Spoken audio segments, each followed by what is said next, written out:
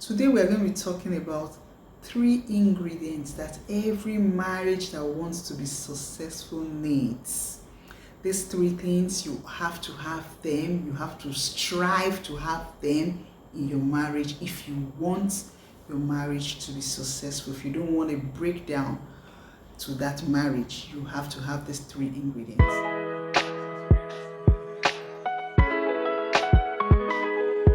Hello everyone, you're welcome to Esteria Yaba. My name is Waka Okeogene. The first one is being thankful, being appreciative, learning how to say thank you to your spouse.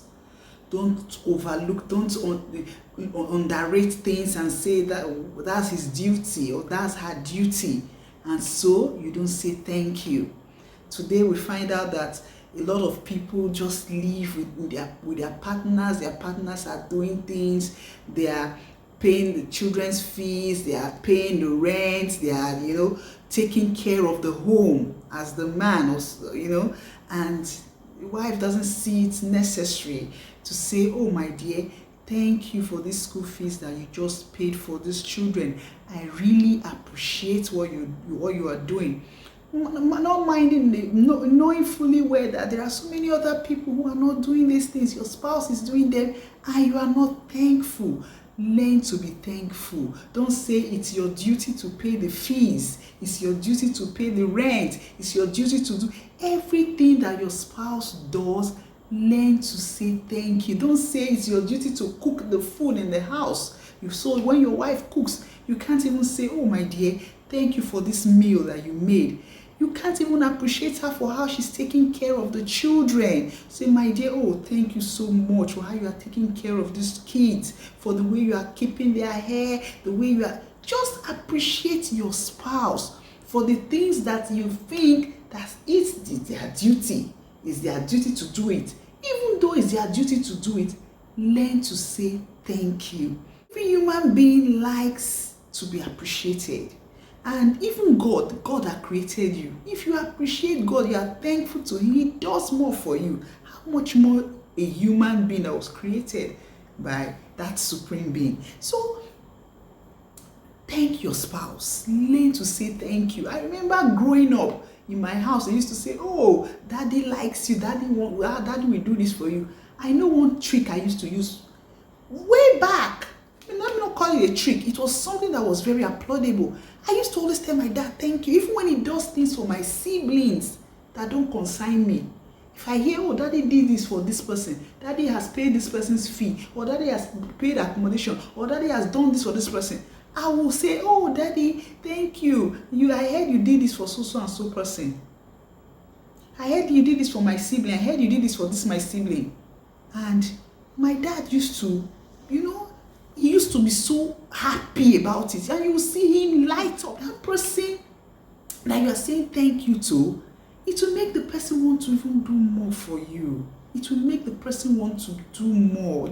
It will make the person, so happy that the person will be doing these things with not much effort, not much, the person will not be struggling to do it because the person knows that somebody appreciates that I'm doing these things. It's not like you have just taken it as it's a norm now.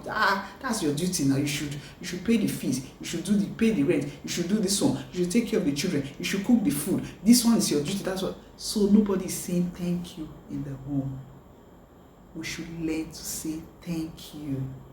We should learn to say thank you. Not forgetting that there are other people out there who are not doing these things. So why shouldn't you say thank you? Why shouldn't you appreciate your spouse for the things that he's doing? Guess what?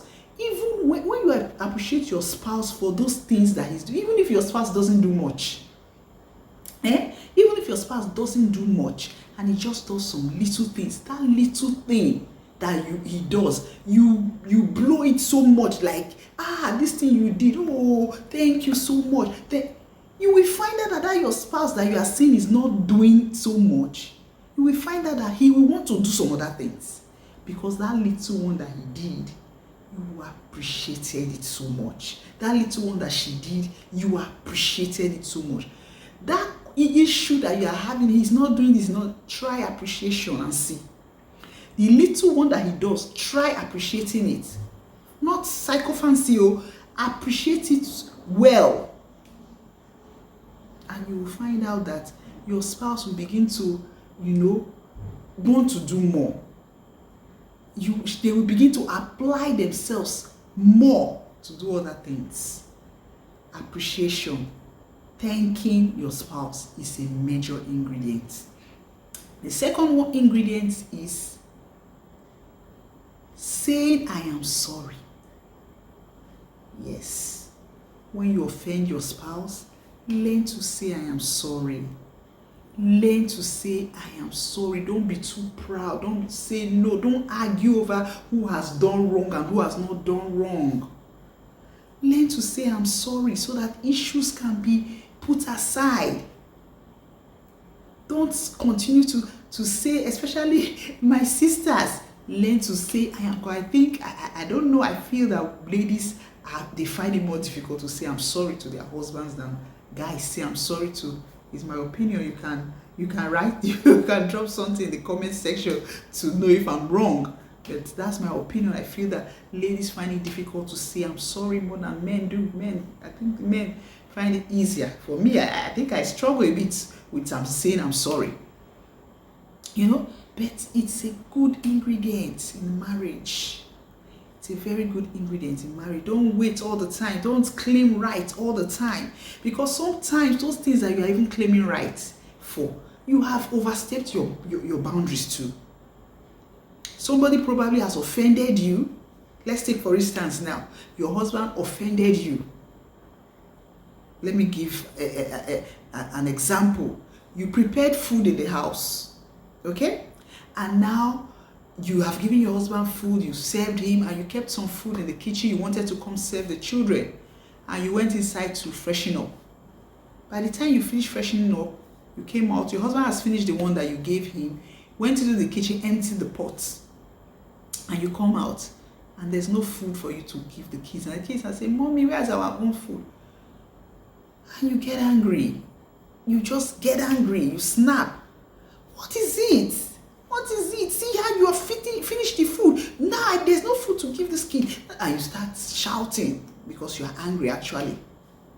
And your husband picks offense too. Are you shouting maybe because of ordinary food? Am I not the one providing for the food? You see how misunderstandings can happen? You start to quarrel. Hey, you did not even care the other people are in the house. You did not care the other people in the house. You finished all the food. I didn't know. And am I not the one providing the food? Let them cook another one now. You begin to quarrel and shout on each other. Eventually, your husband will be claiming right. Is it because of food she's shouting on me? Why was she shouting at me? Another one. Why should be saying, why will you be so inconsiderate? You didn't even care that other people are in the house. So who is going to apologize to who in this situation? Because the wife thinks that she has done right, the husband thinks that she...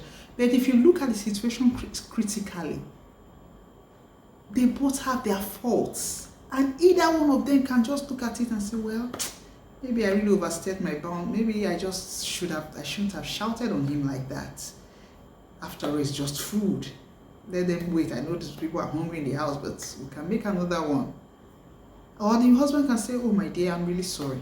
I'm sorry, I didn't know. Let's always ensure that we say sorry. Let's always ensure that we say sorry. It's an ingredient that will help build a healthy relationship in marriage, to help build a healthy marriage.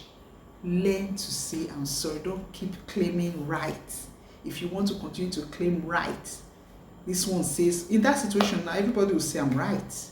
That means they will just probably sweep that matter under the carpet and they'll continue living lives. Maybe after some days, they will start talking to each other. If they were keeping malice with each other, they will just sweep it and they'll... it's not good for you to sweep issues under the carpet. Someone should come up to say, I'm sorry, so that the issues can be trashed out properly, so that you don't just keep sweeping them under the carpet. Okay? Learn to say, I am sorry.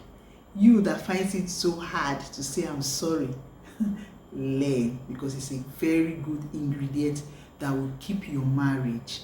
It will help your marriage to grow. Okay? And the last ingredient that we're going to be talking about is respect. Respect your spouse. Respect their opinions. Respect their beliefs. Respect those things that they are telling you. Please, I don't want you to do this. Don't do it. Don't do it. We talked about this in the video I made on I married the wrong person. Watch that video. I'm going to drop it down there in the description box. Don't keep saying that I will continue to do what I do. This is what I believe. When your spouse doesn't like that thing, it is respect. And respect should be reciprocal. That is what the oil that makes your marriage to be to grow better. Respect each other. Don't continue to step on the other person's toes. Respect your spouse. Someone was telling me something. There was this issue that came up where the husband did not want her to tell some certain things to his family members. And she felt that if I don't tell them this thing, this is African, and if something happens to you tomorrow, they will hold me liable. They will say I knew and I never told them. In such a situation, what should you do as a wife? You should still respect your husband's decision. Don't rush off to his family to say, oh, I want to go and please them, or I want to safeguard myself. So you now disregard the fact that your husband doesn't want to tell his family members some certain things. It's his family. He knows them better than you. He knows his reason why he doesn't want to tell them. The best you can do as a wife is to sit him down and say, my dear, please begin to talk to him. Begin to explain to him the pros and the cons of his decision.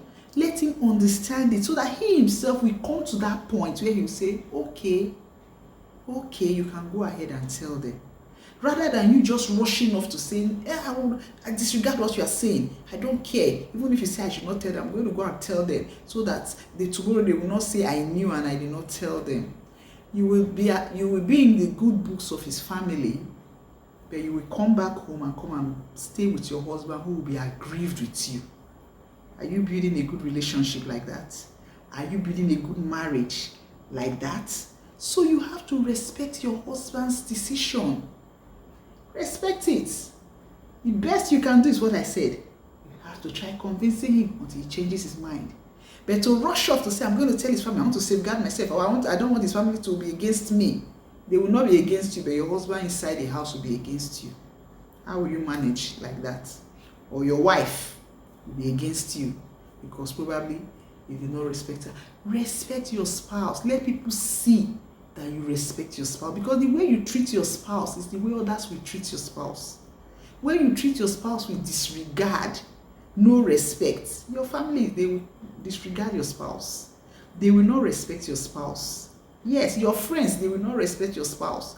They will not give any regard to your spouse, because that's what you have shown them. Respect your spouse. If your spouse sees that you respect him or you respect her, because respect is reciprocal. You respect, you keep showing your spouse respect, it will make you have, the love will increase. You will love yourself some more if you are showing all these things that were talked about. You are being thankful. You say sorry when you offend each other, and you will show your spouse respect. Somebody once said that the wife respects her siblings, her elder ones, more than she respects him. People complain, you respect your boss more than you respect me. At home, you respect your colleagues more than you talk to them better than the way you talk to me. You talk to me with disregard. It shouldn't be. Your spouse should be your number one, the person you show the most respect, not even all those other people. Because this person is someone you're going to live with for the rest of your life, and you want to build a healthy relationship. You want to build a place, an abode where you come to that is a place of succor, where you come to and you are happy. Where all the craziness out there, you want to go back home to go and rest your head. So you should build that place, you should build that home so that it's a place that you look forward to going to. You make your bed so you will lie on it. If you build your family anyhow, you will also lie on it like that. So if you put all these ingredients into your marriage will be heaven on earth. Marriage is work, and you have to put in the work. You can't just leave it and think that marriage is going to work out without work. No, you have to put some effort to it, and these are some of the things that you need to ensure that you have in your marriage for you to have a successful marriage. If you like this video that we've done today, you enjoyed it, you gained 1 or 2 things from it, give us a thumbs up. Tell us that you like it. Share it on various platforms: Twitter, Instagram, Facebook, WhatsApp. Share it to your contacts. Let them come and join us. Don't be selfish. Don't gain all this alone, okay? So subscribe to the channel. Don't keep swiping by. Don't keep swiping by. Subscribe to the channel. Help this channel grow. Help it grow. Be part of those that are helping this channel grow. To my returning subscribers, thank you so much for always giving me that support, for coming back to watch this channel. Please take that hug. I love you guys so much. Thank you so much for taking out time to watch today's video. Until I come your way next time, stay blessed, stay fabulous, and stay healthy. Adios.